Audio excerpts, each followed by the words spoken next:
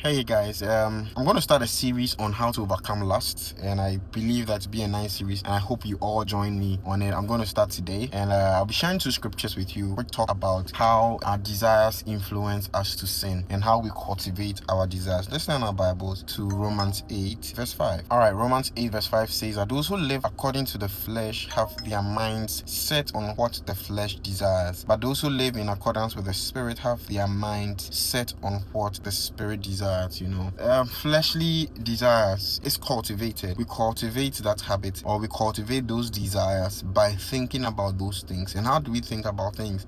By the things we see with our eyes, by the things we hear with our ears.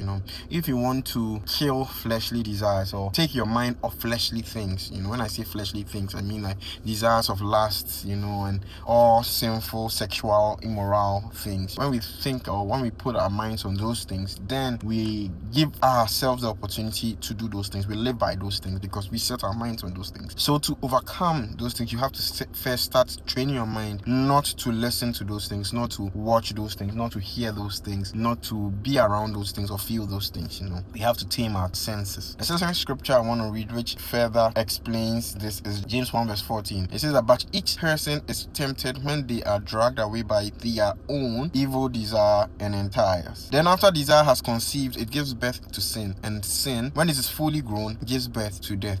So you see that our desires, we conceive our desires, we grow our desires by watching things, by listening to things, by feeding ourselves with things that are not good. You can't say you will watch pornography every single day for the next year or two, and you will not conceive a habit of fornication, masturbation, and all that. You will not say you will listen to some type of music, that are sensual or sexual, and you will not cultivate the habit of falling into sexual sin.